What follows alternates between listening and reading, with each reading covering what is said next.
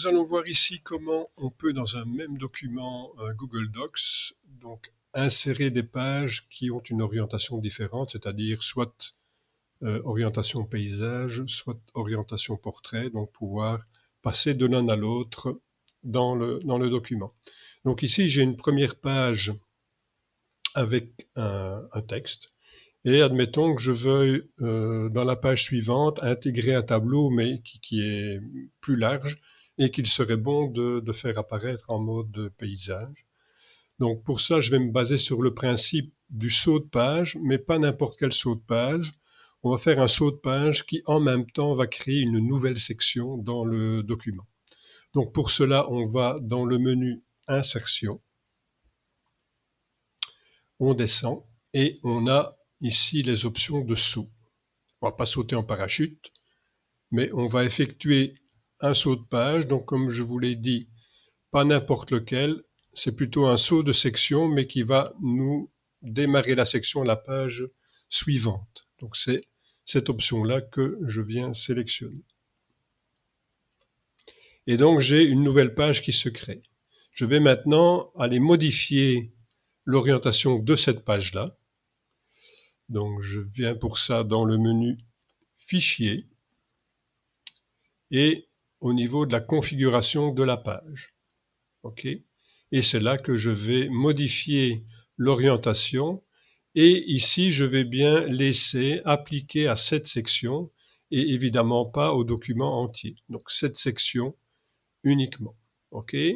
Une fois que j'ai bien déterminé mes paramètres, je valide. OK. Et je vais venir intégrer ici ce que je voulais y mettre. Donc ici, j'ai pris comme exemple le calendrier scolaire 2024-2025. Donc je vais le coller, voilà, ici. Et bon, supposons maintenant que à la page suivante, je veuille revenir de nouveau en mode portrait. Eh bien, c'est tout simple. On répète la même opération. Donc je viens dans Insertion, Saut, saut de section à la page suivante. Voilà. Évidemment, ici, elle garde la même orientation que la page précédente. Donc, je vais devoir retourner lui dire de modifier cela. Donc, je reviens dans la configuration de la page. Je me mets en mode portrait et je laisse bien appliquer à la section 3. OK. Je valide et j'ai de nouveau ici une place pour ajouter, si je veux, du texte. Voilà, je remets du texte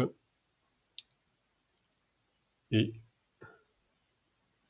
j'ai donc bien un document qui a la première page en mode portrait, la deuxième, pardon, en mode paysage et après je repasse de nouveau en mode portrait. Voilà. Donc c'est très intéressant évidemment comme possibilité pour Google Docs, donc qui évolue constamment et qui propose donc des améliorations telles que celle-là. Voilà, j'espère que ceci vous sera utile et je vous dis à bientôt dans un autre tuto. À ciao!